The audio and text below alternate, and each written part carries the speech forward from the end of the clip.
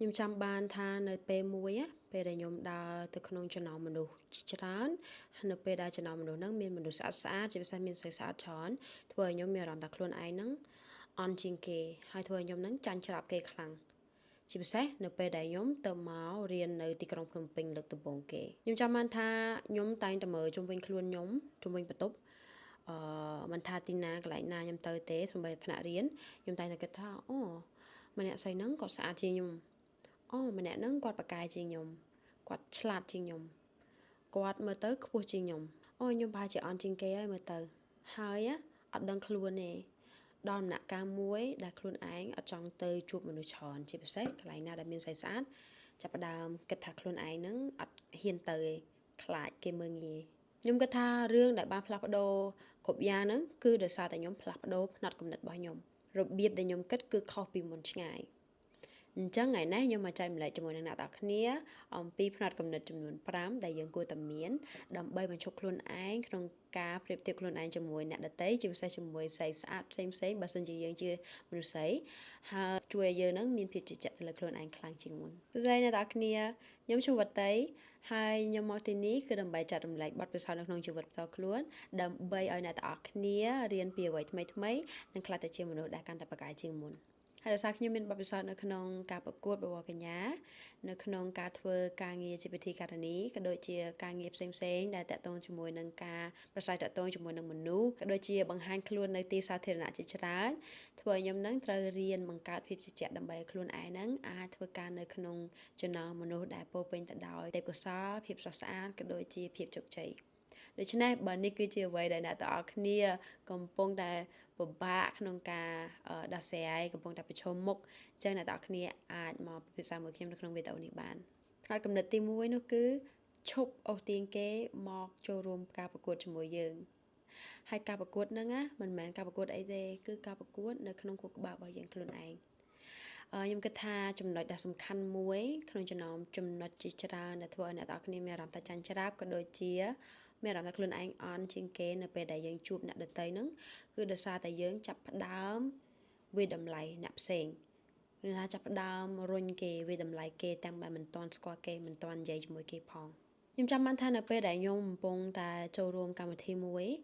នៅពេលដែលខ្ញុំចូលទៅដល់កន្លែងនឹងភ្លាមគឺខ្ញុំចាប់ផ្ដើមមើលជុំវិញខ្លួនហើយចាប់ផ្ដើម scan មើលគេមើលឯង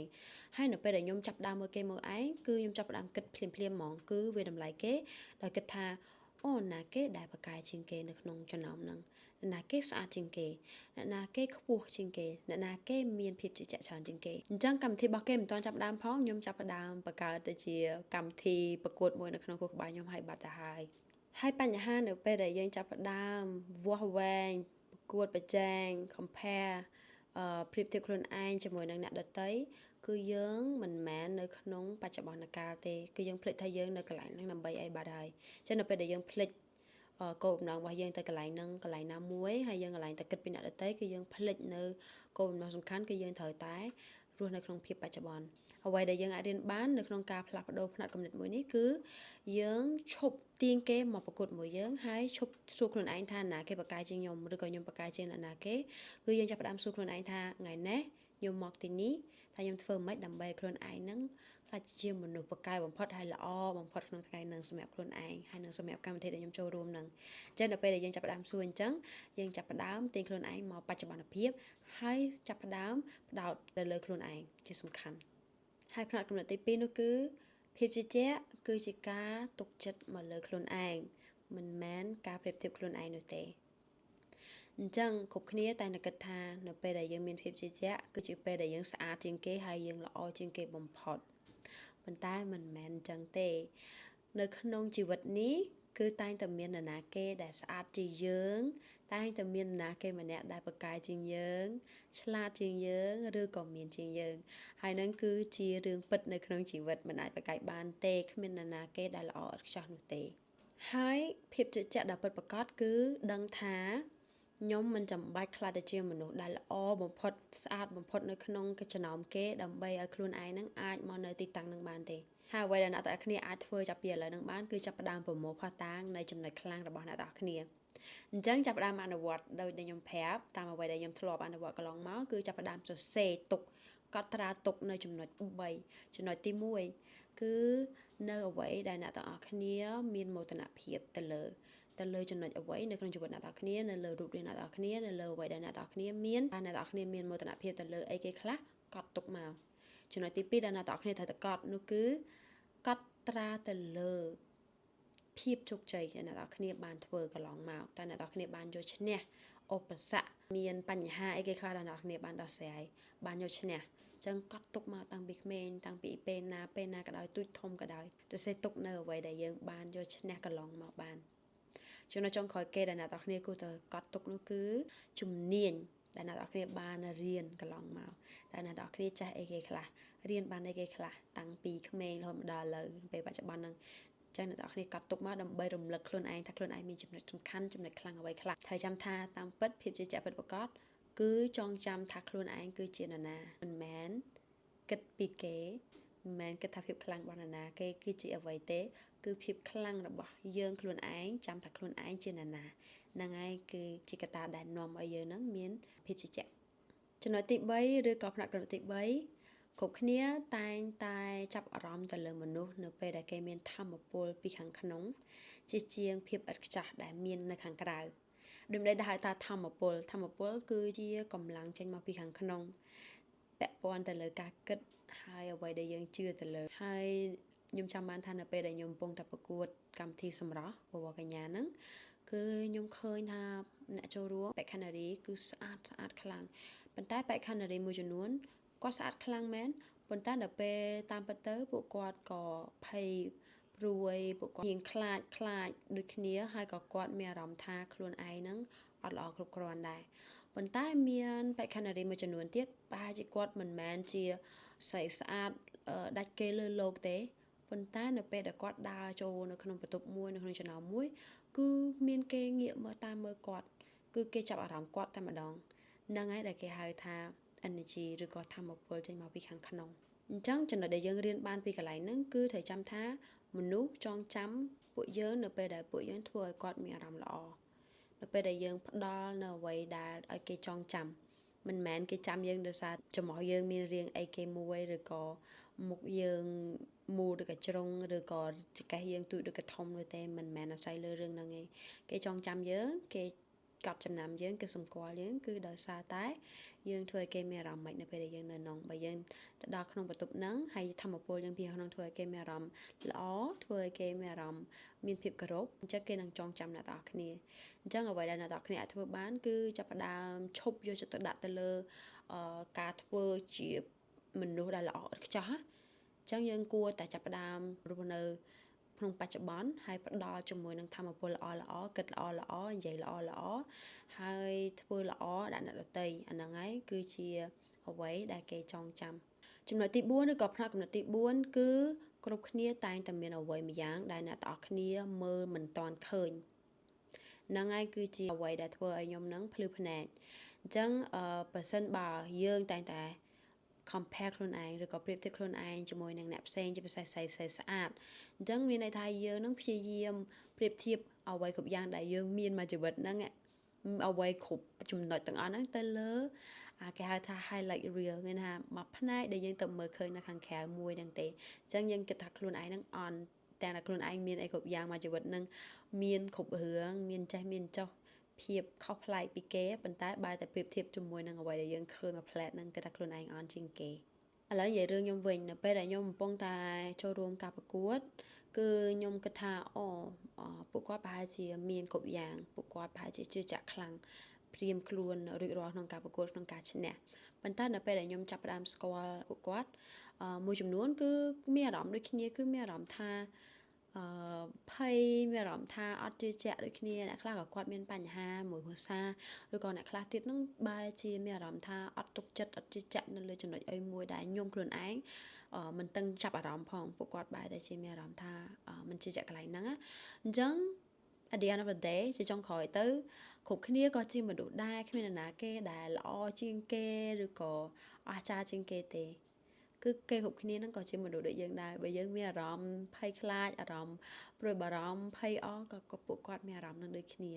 ចឹងចាំថាអ្នកដែលយើងមានអារម្មណ៍ថាយើងចាញ់ច្រាបពីពួកគាត់ហ្នឹងក៏ពួកគាត់ជាមនុស្សដែរហើយអញ្ចឹងអ្វីដែលយើងរៀនបានហ្នឹងគឺជាជាងក្នុងការទាញពួកគាត់យកមកដាក់លើហឹងណាយើងចាប់ផ្ដើមរៀនឆ្ងល់ពីពួកគាត់ចង់ស្គាល់ពួកគាត់និយាយជាមួយពួកគាត់ចឹងចុងក្រោយអ្នកទាំងអស់គ្នាគង់តែដឹងថាពួកគាត់ក៏ជាមនុស្សដូចគ្នាដែរគ្មាននរណាគេល្អជាងនរណាគេឬក៏អន់ជាងនរណាគេទេ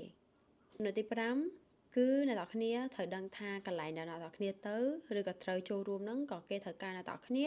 និងអ្វីដែលអ្នកទាំងអស់គ្នាមានដែរខ្ញុំគិតថាការផ្លាស់ប្ដូរធំបំផុតសម្រាប់ខ្ញុំហ្នឹងគឺកើតឡើងនៅពេលដែលខ្ញុំដឹងថាខ្ញុំអត់ត្រូវខ្លាចតែជានរណាគេម្នាក់ផ្សេងនោះទេអ្វីដែលសំខាន់បំផុតគឺខ្ញុំត្រូវខ្លាចទៅជាខ្ញុំខ្លួនឯងកាន់តែច្រើនជាងមុនតែចាំថានៅពេលដែលគេអញ្ជើញអ្នកទាំងអស់គ្នាឬក៏អ្នកទាំងអស់គ្នាទៅកន្លែងណាមួយត្រូវសន្មត់ថាកន្លែងហ្នឹងក៏គេត្រូវការអ្នកទាំងអស់គ្នាហើយគេចង់ស្គាល់អ្នកទាំងអស់គ្នាគេចង់បាននៅអ្វីដែលអ្នកទាំងអស់គ្នានាំមកតាមខ្លួននឹងដូចគ្នាហើយនៅពេលដែលខ្ញុំចាប់ផ្ដើមឈប់ធ្វើតាមអ្នកដតីឈប់តាមដានអ្នកដតីឈប់ប្រៀបធៀបខ្លួនឯងជាមួយអ្នកដតីហើយខ្ញុំចាប់ផ្ដើមស្រឡាញ់ហើយនឹងឲ្យតម្លៃនៅអ្វីដែលខ្លួនឯងមានទាំងអត្តចរិតទាំងការគិតរបស់ខ្លួនឯងភាពជឿជាក់របស់ខ្ញុំណាឡើងខ្ពស់ខ្លាំងមែនតើហើយលឿនខ្លាំងមែនតើគឺខុសពីមុនឆ្ងាយជាថ្មីម្ដងទៀតតែចាំថាយើងនៅកន្លែងមួយហ្នឹង for a reason ដោយហេតុផលអីមួយបើគេអញ្ជើញយើងទៅកន្លែងណាមួយប្រកាសជាមានហេតុផលអីមួយហើយអញ្ចឹងយើងត្រូវចាប់ផ្ដើមគិតឡើងវិញថាពេលយើងទៅកន្លែងណាមួយឬក៏មុនកម្មវិធីអីមួយចាប់ផ្ដើមគឺគិតថាខ្ញុំអាច contribute អីបាននៅក្នុងកម្មវិធីហ្នឹងខ្ញុំអាចនាំអីមកបានដែលជាចំណុចល្អនៅក្នុងកម្មវិធីហ្នឹងជាជាងគិតថាអូមិនបើសិនជាខ្ញុំអត់ល្អគ្រប់គ្រាន់គិតមិនទៅបើខ្ញុំធ្វើកំហុសគិតមិនទៅកុំគិតចឹងត្រូវគិតថាខ្ញុំធ្វើមិនឲ្យខ្លាចទៅជាមនុស្សដែលល្អបំផុតនៅក្នុងថ្ងៃហ្នឹងហើយខ្ញុំនាំនៅអ្វីដែលល្អបំផុតមកក្នុងកម្មវិធីហ្នឹងឬក៏ទីតាំងកន្លែងមួយហ្នឹងអញ្ចឹងអ្នកនរគ្នានឹងចាប់ផ្ដើមមានអារម្មណ៍ថាខ្លួនឯងមានភាពជឿជាក់ជាងមុនចឹងជាចុងក្រោយបើសិនជាខ្ញុំមានរឿងមួយដែលខ្ញុំចង់ឲ្យអ្នកនរគ្នាចងចាំពីវីដេអូមួយហ្នឹងគឺខ្ញុំចង់ឲ្យអ្នកនរគ្នាដឹងថា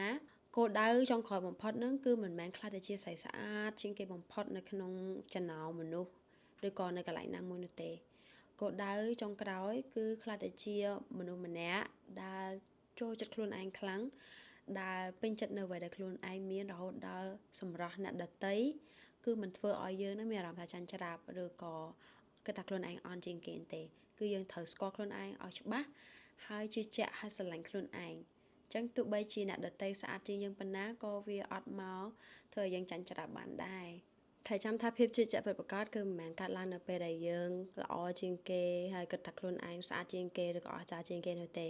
ភាពជឿជាក់ពិតប្រាកដកើតឡើងនៅពេលដែលយើងនៅក្នុងចំណោមមនុស្សគ្រប់គ្នាហើយយើងដឹងថាយើងមិនចាំបាច់ទៅប្រៀបធៀបឬក៏ប្រកួតប្រជែងជាមួយនរណាគេម្នាក់នោះឡើយហើយមួយវិញទៀតអ្នកនរគ្នាអាចទៅសើអ្នកដទៃនៅភាពស្រស់ស្អាតរបស់គាត់ដោយមិនចាំបាច់បង្អាប់ខ្លួនឯងឬមួយក៏យើងក៏អាចចូលរួមគេហៅថា celebrate ឬក៏ជំរុញភាពស្រស់ស្អាតរបស់នរណាគេម្នាក់ជាមួយនឹងការដែលយើងក៏អាចជំរុញខ្លួនឯងឬក៏ស្រឡាញ់ខ្លួនឯងឬក៏គិតថាខ្លួនឯងស្អាតបានដូចគ្នាក្នុងពេលតែមួយមិនចាំបាច់គិតថាគេស្អាតហើយយើងមកមានមន្ទិលសង្ស័យគិតថាខ្លួនឯងស្អាតមិនស្អាតនោះទេយើងមិនធ្វើចឹងទេគឺគ្រប់គ្នាស្អាតបែបរៀងៗខ្លួនមិនចាំបាច់គិតថា